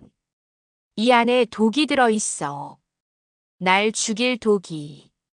하지만 표정을 감췄습니다. 고맙다. 물과 함께 입에 넣는 척했습니다. 선미가 지켜보고 있었습니다. 삼키는 신용을 했습니다. 선미는 만족한 듯 미소 지으며 자리를 떠났습니다. 저는 재빨리 약을 휴지에 뱉어냈습니다. 그날 오후 도윤에게서 문자가 왔습니다. 오늘 밤 10시 뒷문. 짧은 메시지였습니다. 저는 휴대폰을 꼭 쥐었습니다. 무슨 일이지? 밤 10시 뒷문을 열자 도윤이 서 있었습니다. 들어오세요. 아무도 없죠? 네. 제국이랑 선미는 위층에 있어요. 도윤이 안으로 들어왔습니다. 그녀는 가방에서 서류 봉투를 꺼냈습니다. 이게 뭐예요? 약 성분 분석 결과예요. 정식 보고서로 만들었어요. 저는 서류를 펼쳐봤습니다. 전문 용어들이 빼곡했지만 결론은 명확했습니다. 디곡신 검출. 치사량의 13 수준. 이 정도면 서서히 심장을 약화시켜요. 도윤이 설명했습니다. 1달, 2달 먹으면 심장마비로 사망할 수 있어요. 그리고 부검하지 않으면 절대 모르죠. 그럼 이 서류로 경찰에. 아직 부족해요. 도윤이 고개를 저었습니다. 약 성분만으로는 제 동생이 넣었다는 증거가 없어요. 누가 봐도 명백한 증거가 필요해요. CCTV 영상. 네. 제 동생이 직접 약을 바꾸는 장면이요. 저는 입술을 깨물었습니다. 이상해요. 저는 중얼거렸습니다. 예전엔 거의 매일 밤 약을 바꿨는데 카메라 설치하고 나서는 한 번도 안 와요. 눈치챈 걸까요? 도윤의 얼굴이 굳었습니다. 아니면 지금은 필요 없다고 생각하는 걸 수도 있어요. 무슨 뜻이에요? 어머님이 이미 충분히 약을 드셨으니까요. 이제 기다리기만 하면 되는 거죠. 그 말에 온몸이 오싹해졌습니다. 그럼 어떻게 해? 증거를 못 잡으면. 그때 위층에서 발소리가 들렸습니다. 2 사람 모두 얼어붙었습니다. 계단을 내려오는 소리. 누가 와요? 도윤이 속삭였습니다. 빨리 숨어요. 저는 도윤을 창고 쪽으로 밀어 넣었습니다. 그리고 가게 한가운데 서서 물건을 정리하는 척했습니다. 선미가 나타났습니다. 어머님, 아직 안 주무세요? 응. 잠이 안 와서. 그러시면 몸 안 좋아지는데. 선미는 가게 안을 둘러봤습니다. 그녀의 시선이 날카로웠습니다. 뭔가 의심하는 건가? 저는 애써 평온한 표정을 지었습니다. 곧 올라갈게. 네. 근데 어머님. 선미가 한 걸음 다가왔습니다. 요즘 뭐 하세요? 뭘? 밤에 자꾸 일어나시던데. 어디 가세요? 가슴이 철렁했습니다. 그냥 화장실 가는 거야. 매일 밤이요? 선미의 눈빛이 차가워졌습니다. 나이 들면 그래. 자주 마려워. 그렇군요. 선미는 한참 저를 바라봤습니다. 그리고 계산대 쪽으로 걸어갔습니다. 어머님, 여기 뭐예요? 선미가 가리킨 곳에 도윤의 가방끈이 삐죽 나와 있었습니다. 안 돼. 아, 그거? 내 가방이야. 황급히 말했습니다. 어머님 가방이요? 처음 보는데요. 오래된 거야. 창고에서 꺼냈어. 선미는 가방을 집어들었습니다. 무거운데요. 뭐가 들어있어요? 그냥 옛날 물건들. 볼까요? 선미의 손이 가방 지퍼로 갔습니다. 저는 재빨리 가방을 낚아챘습니다. 됐어. 별거 아니야. 순간 선미와 눈이 마주쳤습니다. 그녀의 눈빛에서 의심을 읽었습니다. 어머님, 요즘 이상하세요. 선미가 조용히 말했습니다. 저한테 뭔가 숨기시는 것 같은데. 아니야. 무슨 소리야. 그럼 그 가방 좀 볼게요. 선미가 다시 손을 뻗었습니다. 저는 가방을 뒤로 숨겼습니다. 왜요? 뭐가 들어있길래요? 선미의 목소리가 날카로워졌습니다. 두 사람 사이에 긴장감이 흘렀습니다. 그때 위층에서 제국의 목소리가 들렸습니다. 선미야, 어디 갔어? 여기요. 선미는 저를 한 번 더 바라보고는 계단으로 올라갔습니다. 어머님, 일찍 주무세요.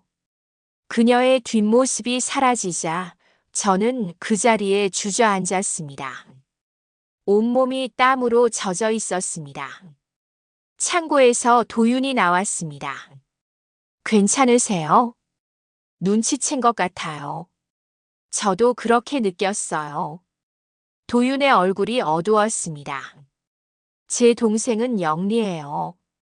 뭔가 이상하다고 느끼면 더 조심할 거예요.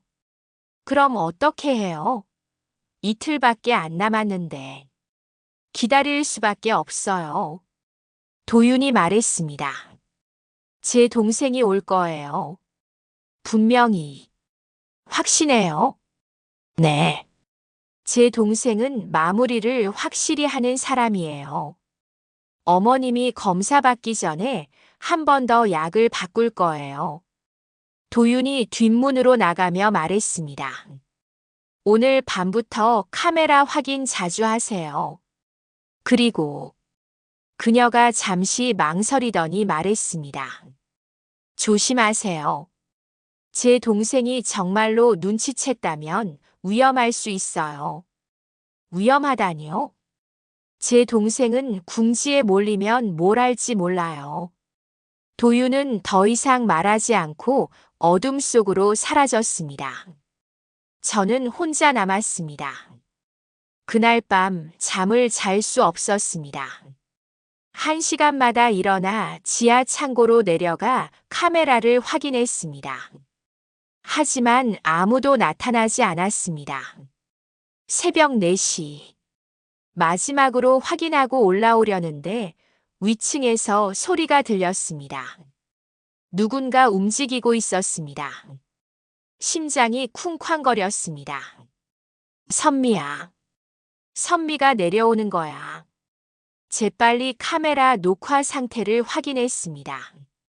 빨간 불빛이 깜빡이고 있었습니다. 제발, 제발 제대로 찍혀라. 위층 발소리가 가까워졌습니다. 주방으로 향하는 소리. 저는 숨을 죽이고 기다렸습니다. 환기구 틈으로 희미한 불빛이 보였습니다. 누군가 주방 불을 켠 것입니다. 이제야 왔어. 손이 떨렸습니다. 카메라 화면을 응시했습니다. 화면 속에 그녀가 나타났습니다. 선미였습니다.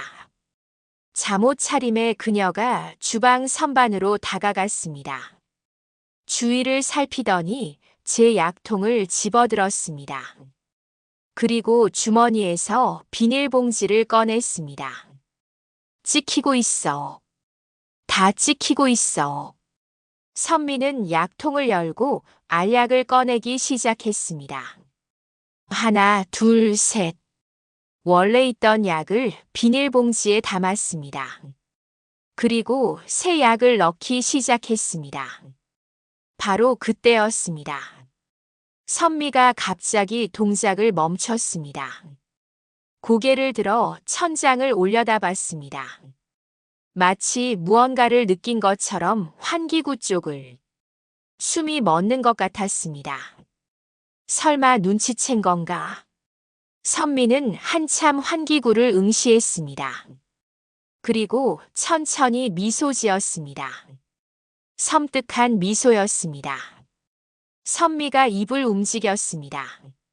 소리는 들리지 않았지만 입모양을 읽을 수 있었습니다. 알고 있어요, 어머님. 온몸이 얼어붙었습니다. 선미는 카메라를 똑바로 바라보며 약을 바꾸는 동작을 천천히 계속했습니다. 마치 보란 듯이. 마치 어차피 넌 아무것도 못해라고 말하는 것처럼. 약을 다 바꾼 선미는 약통을 제자리에 놓았습니다. 그리고 환기구를 향해 손을 흔들었습니다. 작별 인사하듯. 그리고 불을 끄고 사라졌습니다. 저는 지하 창고 바닥에 주저앉았습니다. 들켰어. 완전히 들켰어. 손이 떨렸습니다. 하지만 동시에 깨달았습니다. 증거는 확보했어. 선미가 약을 바꾸는 장면이 다 찍혔어. 새벽 5시 도윤에게 전화를 걸었습니다. 찍혔어요. 선미가 약 바꾸는 거. 정말요? 네. 근데요. 선미가 알아챘어요. 카메라가 있다는 걸. 전화 너머로 도윤의 숨소리가 들렸습니다. 그럼 위험해요. 어머님, 지금 당장 그 영상 백업하세요. 어떻게요? USB에 복사하세요. 그리고 저한테도 하나 보내주세요. 혹시 모르니까. 알았어요. 전화를 끊고 재빨리 USB에 파일을 복사했습니다. 100% 완료. 저는 USB를 2개 만들었습니다. 하나는 제가 갖고 하나는 도윤에게 줄 것입니다. 하지만 불안감은 가시지 않았습니다. 제가 증거를 모으고 있다는 것을 선미가 알고 있습니다. 이제 어떻게 할까? 내일이 검사 날인데. 계단을 올라가는데 주방에 불이 켜져 있었습니다. 선미가 식탁에 앉아 있었습니다. 저와 눈이 마주쳤습니다. 어머님, 어디 가셨어요? 선미의 목소리는 차가웠습니다. 화장실. 새벽부터요? 응. 거짓말. 선미가 일어섰습니다. 어머님, 뭐 하시는 거예요? 무슨 소리야? 어머님도 알잖아요. 제가 뭘 아는지. 두 사람 사이에 침묵이 흘렀습니다. 선미가 한 걸음 다가왔습니다. 내일 검사 받으시면 끝이에요. 뭐가? 어머님 인생이요. 선미는 차갑게 웃었습니다. 치매 진단 받으시면 아무도 어머님 말 안 믿어요. 뭘 해도 소용없어요. 너 이미 늦었어요. 어머님. 선미는 계단으로 올라갔습니다. 내일 봬요, 병원에서. 그녀의 뒷모습이 사라졌습니다. 저는 그 자리에 서서 떨고 있었습니다. 내일이 마지막이야. 치매 검사를 받으면 모든 게 끝입니다. 증거가 있어도 아무도 믿지 않을 것입니다. 어떻게 해야 하지? 동이 트기 시작했습니다. 마지막 하루가 밝아오고 있었습니다. 그리고 저는 알았습니다. 이제 정말로 싸워야 한다는 것을, 시간이 없다는 것을. 검사 당일 새벽 6시. 저는 잠들지 못하고 천장만 바라보고 있었습니다. 오늘이야. 오늘이 끝이야. USB는 만약을 위해 베갯잎 속 깊숙이 숨겨뒀습니다. 그때 아래층에서 소리가 들렸습니다. 제국도 잠에서 깬 모양이었습니다. 아들의 방문이 열리는 소리, 계단을 내려가는 발소리, 그리고 낮은 목소리. 선미야, 거기서 뭐해? 순간 심장이 멎었습니다. 제국이 뭘 본 거야? 저는 재빨리 일어나 문틈으로 내다봤습니다. 1층에서 선미의 목소리가 들렸습니다. 아무것도 아니에요. 쥐 소리 나는 것 같아서. 여긴 창고 쪽이잖아. 쥐가 왜? 그냥 확인하려고요. 다시 올라가요, 자기야. 발소리가 멀어졌습니다. 하지만 제국은 그 자리에 남아있는 것 같았습니다. 뭔가 이상하다고 느낀 건가? 한참 후 제국의 발소리가 다시 들렸습니다. 하지만 위로 올라오는 소리가 아니었습니다. 더 깊숙이 창고 안쪽으로 들어가는 소리였습니다. 설마 지하 창고를. 저는 조심스럽게 계단을 내려갔습니다. 창고 쪽에서 희미한 불빛이 보였습니다. 제국이 손전등을 켜고 있었습니다. 그리고 그의 손에 USB가 들려 있었습니다. 제국이 휴대폰에 USB를 연결했습니다. 화면이 켜지고 영상이 재생되었습니다. 새벽 3시 선미가 약통을 바꾸는 장면. 제국의 얼굴이 창백해졌습니다. 이게 뭐야? 그의 목소리가 떨렸습니다. 저는 뒤에서 조용히 말했습니다. 내가 봐야 할 거였어. 제국이 깜짝 놀라 돌아봤습니다. 엄마? 미안해. 내가 이렇게 알게 될 줄은. 이게 진짜예요. 제국의 목소리는 떨리고 있었습니다. 진짜야. 내 아내가 날 죽이려 했어. 아니, 선미가 왜? 제국은 휴대폰을 다시 봤습니다. 영상을 되돌려 다시 재생했습니다. 선미가 약을 바꾸는 장면이 또렷했습니다. 엄마, 이건. 제국이 주저앉았습니다. 언제부터였어요? 제국이 물었습니다. 한 달 전부터. 아니, 어쩌면 더 전부터였을지도. 왜 제게 말 안 하셨어요? 말해도 넌 안 믿었잖아. CCTV 보여줬을 때도 넌 선미 편을 들었어. 제국은 아무 말도 하지 못했습니다. 미안해요, 엄마. 그의 목소리가 갈라졌습니다. 내가 엄마를 못 믿었어요. 위층에서 발소리가 들렸습니다. 선미가 일어난 모양이었습니다. 자기야, 어디 있어요? 제국과 제 눈이 마주쳤습니다. 어떻게 할 거야? 제가 물었습니다. 제국은 한참 동안 휴대폰 화면을 응시했습니다. 그리고 천천히 고개를 들었습니다. 엄마를 지킬 거예요. 오전 7시 30분. 식탁에 앉았습니다. 선미가 준비한 아침이 놓여 있었습니다. 자기야, 잘 잤어요? 응. 제국의 대답은 짧았습니다. 선미가 저를 바라봤습니다. 어머님, 오늘 검사 9시예요. 8시 30분에 출발해야 해요. 알았어. 침묵이 흘렀습니다. 숟가락 부딪히는 소리만 들렸습니다. 선미가 말했습니다. 자기야, 회사 면접 있잖아요. 시간 괜찮아요? 아니. 제국이 고개를 들었습니다. 나도 같이 갈게. 네. 선미의 표정이 순간 굳었습니다. 왜요? 면접 중요하잖아요. 엄마가 더 중요해. 제국은 선미를 똑바로 바라봤습니다. 같이 가야겠어. 선미의 눈빛이 날카로워졌습니다. 그럴 필요 없어요. 제가 모시고 갈게요. 아니야. 나도 갈 거야. 자기야. 같이 가. 제국의 목소리는 단호했습니다. 선미는 더 이상 말하지 않았습니다. 하지만 그녀의 손이 미세하게 떨리는 게 보였습니다. 눈치챈 거야.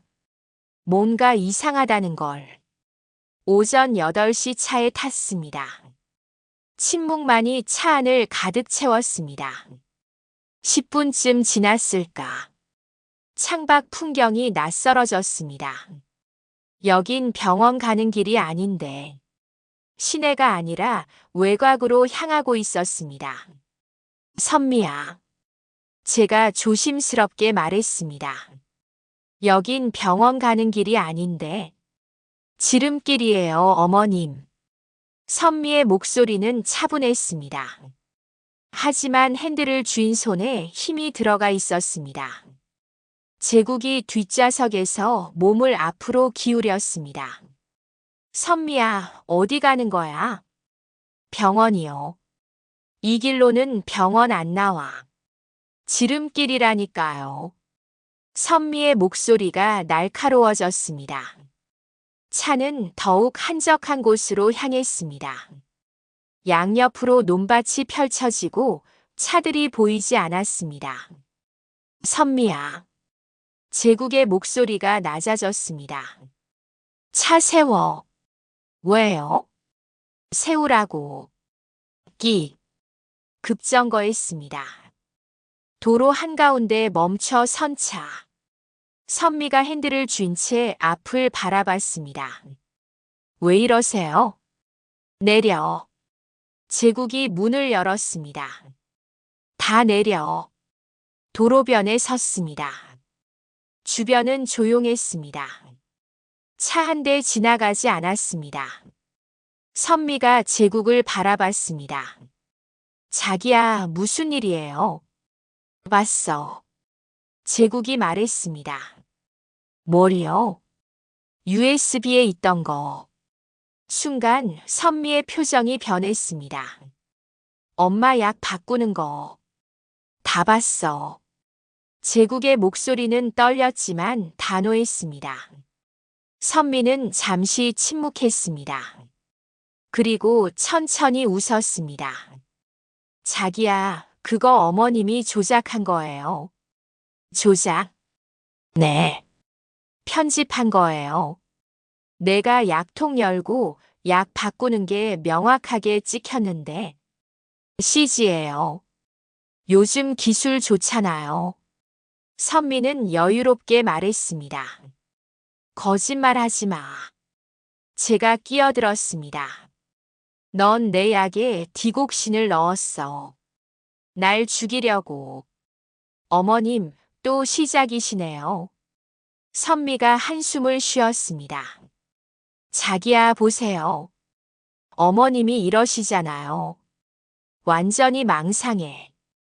약 성분 분석 결과 있어. 제국이 말했습니다. 정약국 정도윤 씨가 분석했어.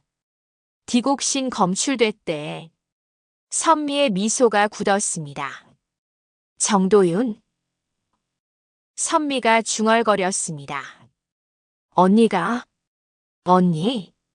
제국이 되물었습니다. 정도윤이 내 언니야? 선미는 대답하지 않았습니다. 그녀의 얼굴에서 여유가 사라졌습니다. 자기야. 선미가 다가왔습니다. 날 믿어요? 아니면 치매 걸린 어머니를 믿어요? 제국은 한참 동안 침묵했습니다. 그리고 천천히 입을 열었습니다. 미안해, 선미야. 선미의 얼굴에 안도의 미소가 떠올랐습니다. 그래, 자기야. 역시. 하지만 난 엄마를 믿어. 그 순간 선미의 미소가 얼어붙었습니다. 뭐라고요? 엄마를 믿어. 내가 아니라. 제국의 목소리는 확고했습니다. 선미의 얼굴이 일그러졌습니다.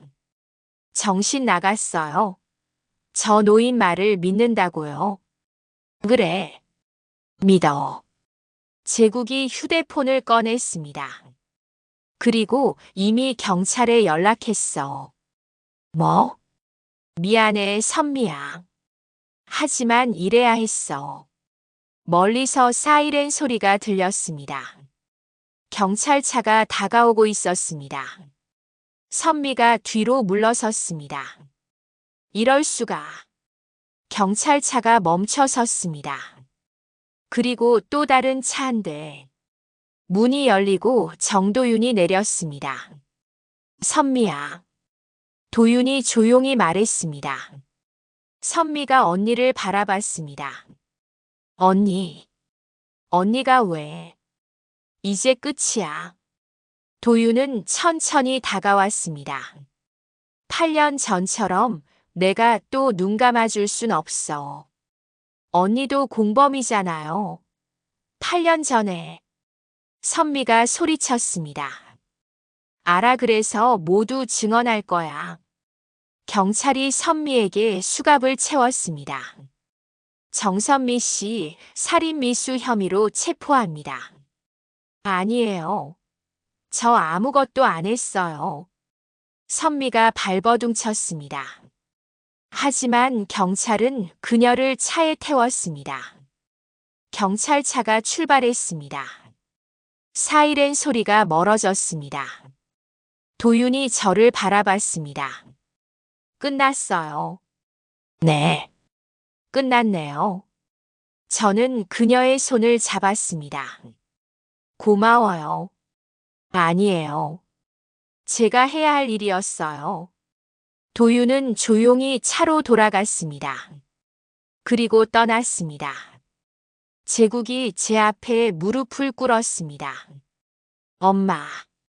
제국아. 미안해요. 내가 엄마를 못 믿었어요. 그의 눈에 눈물이 고였습니다.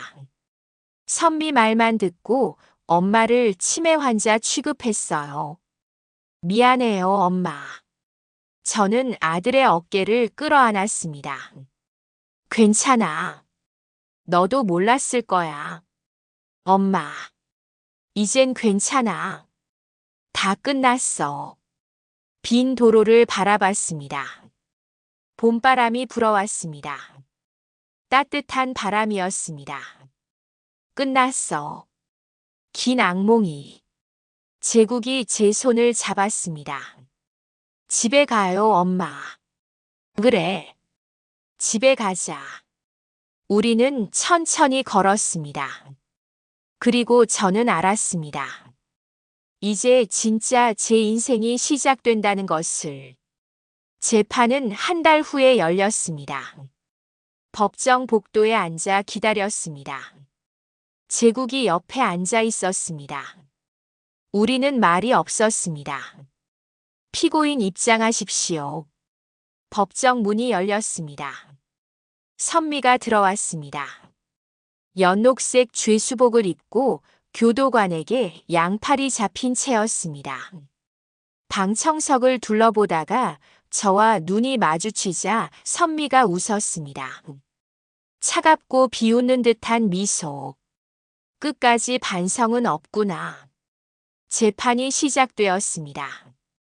검사가 증거를 제출했습니다.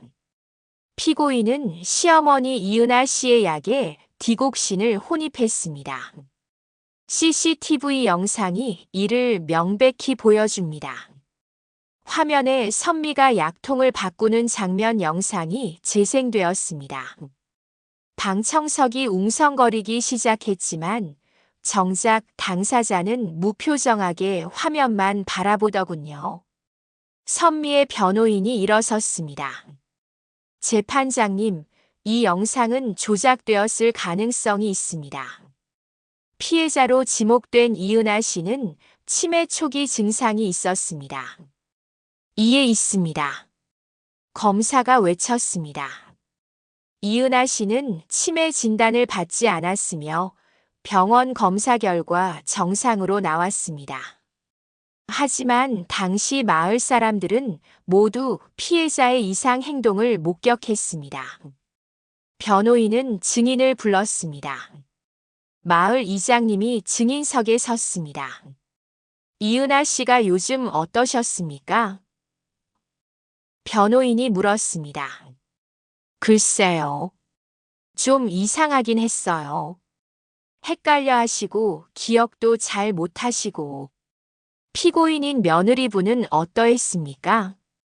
아주 잘했죠. 시어머니 약도 챙겨드리고 가게 일도 돕고. 효부였어요. 변호인이 만족스럽게 고개를 끄덕였습니다. 더 이상 질문 없습니다. 검사가 일어섰습니다. 증인께 묻겠습니다. 이은아 씨가 이상했다는 것 누구한테 들으셨습니까? 며느리한테요. 피고인한테 들으셨군요. 직접 목격하신 건 아니고. 그건 그렇긴 하지만. 답변 감사합니다. 검사는 자리에 앉았습니다. 이장님은 어리둥절한 표정으로 증인석을 내려왔습니다. 검사가 다음 증인을 불렀습니다. 증인 정도윤을 출석시켜 주십시오. 법정 문이 열렸습니다. 도윤이 들어왔습니다. 선미가 언니를 쏘아봤습니다. 하지만 도윤은 선미를 보지 않았습니다. 도윤이 증인석에 섰습니다. 선서를 하고 자리에 앉았습니다. 검사가 물었습니다. 증인은 피고인과 어떤 관계입니까? 제 동생입니다. 동생분이 시어머니를 해치려 한 것을 알고 계셨습니까? 의심했습니다. 도윤의 목소리는 차분했지만 떨리고 있었습니다. 이은아 씨가 가져온 약을 분석한 결과 디곡신이 검출되었습니다. 그 약은 제 동생이 챙겨드린 것이었습니다. 8년 전에도 비슷한 일이 있었습니다. 도윤이 계속 말했습니다. 제 동생은 이은아 씨의 남편과 관계가 있었습니다. 그분이 교통사고로 돌아가셨을 때 보험금 일부가 제 동생 계좌로 들어왔습니다. 방청석이 술렁이었습니다. 얼마였습니까? 2천만 원입니다. 그 사실을 알고 계셨습니까? 네. 알았습니다. 왜 신고하지 않으셨습니까? 도윤은 잠시 침묵했습니다. 그리고 천천히 대답했습니다. 제 동생이었으니까요. 도윤의 목소리가 갈라졌습니다. 저도 겁이 났어요.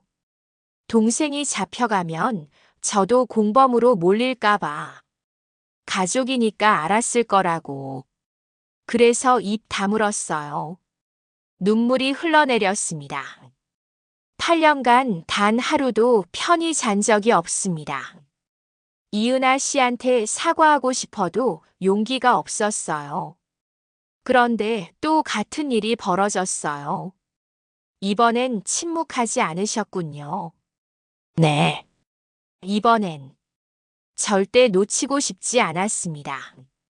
선미가 벌떡 일어났습니다. 거짓말이에요.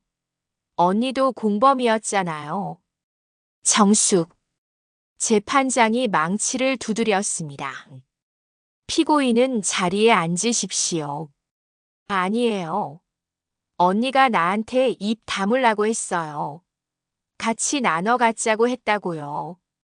선미가 소리쳤습니다. 교도관이 그녀를 억눌렀습니다.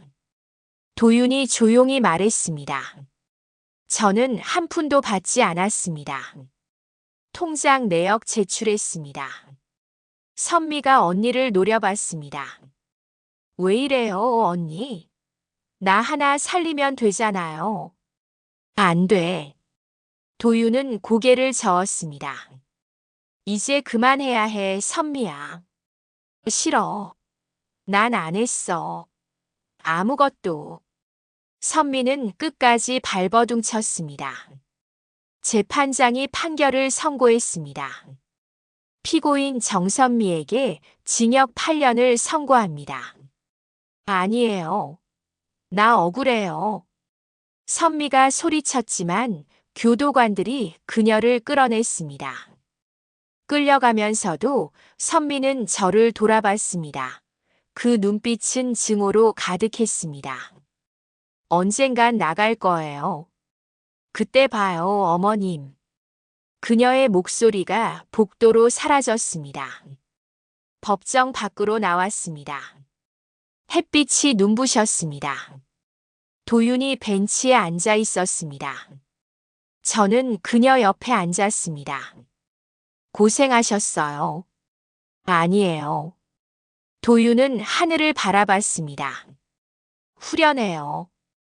처음으로 오랫동안 짊어지고 살았어요.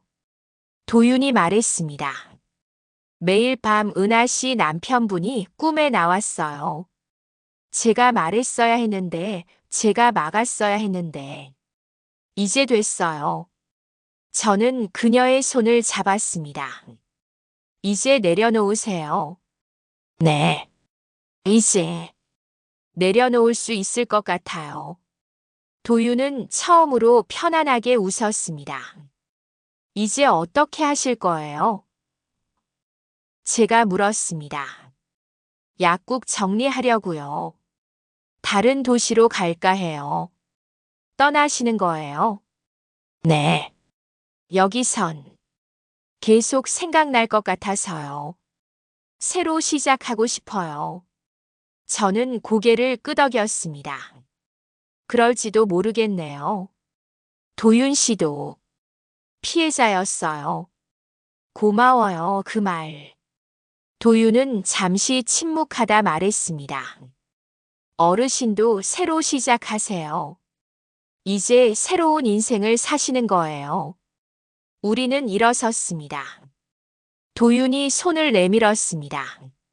저는 그 손을 잡았습니다. 전화할게요. 가끔.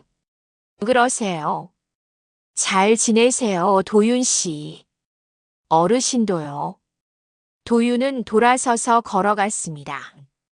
그녀의 뒷모습이 점점 작아졌습니다. 제국이 멀리서 서 있었습니다. 저를 보고 있었지만 다가오지 않았습니다. 저는 천천히 그에게로 걸어갔습니다. 제국아. 엄마. 제국은 말을 잇지 못했습니다. 됐어. 천천히 하자. 시간이 필요할 것 같아요. 제국의 목소리는 작았습니다. 그래. 내가 편할 때. 제국은 고개를 끄덕였습니다. 집까지 태워드릴게요. 괜찮아. 혼자 갈 수 있어. 그래도 괜찮다니까. 저는 제국의 어깨를 가볍게 두드렸습니다. 나중에 봐. 제국은 아무 말 없이 고개를 숙였습니다. 저는 돌아서서 걸었습니다. 3개월이 지났습니다. 슈퍼를 정리했습니다. 간판을 내리는 날 마을 사람들이 모였습니다. 은하야, 진짜 가는 거야? 응. 이제 그만할 때도 됐어. 그래서 이제 쉬려고. 간판이 내려왔습니다. 은하 슈퍼라는 글씨가 바닥에 놓였습니다. 작은 원룸으로 이사했습니다. 시내에서 조금 떨어진 조용한 동네였습니다. 제국이 한 달에 한 번 정도 왔습니다. 엄마, 뭐 필요한 거 없어요? 없어. 잘 지내. 밥은 잘 드세요? 잘 먹어. 30분 정도 앉아 있다가 갔습니다. 어색한 침묵이 흘렀지만 그래도 왔습니다. 그것만으로도 괜찮았습니다. 도윤에게서 가끔 전화가 왔습니다. 어르신 잘 지내세요? 네, 도윤 씨도요. 저 대전으로 갔어요. 작은 약국 하나 열었어요. 잘 됐네요. 다음에 한번 놀러 오세요. 그럴게요. 전화를 끊고 차를 한 모금 마셨습니다. 창밖을 바라봤습니다. 붉은 노을이 하늘을 물들였습니다. 이제 시작이야. 68년을 살았습니다. 아들을 키웠고 남편을 보냈고 며느리에게 배신당했습니다. 하지만 이제는 내 인생이야. 혼잣말을 중얼거렸습니다. 창밖으로 바람이 불어왔습니다. 휴대폰이 울렸습니다. 제국에게서 온 문자였습니다. 엄마, 다음 주에 갈게요. 밥 사드릴게요. 저는 답장을 보냈습니다. 그래. 조심히 와. 짧은 대화였지만 괜찮았습니다. 천천히 나아지고 있었으니까요. 저는 이제 자유로웠습니다. 68년을 살아왔지만 이제 진짜 제 인생이 시작되었습니다. 그리고 그것으로 충분했습니다.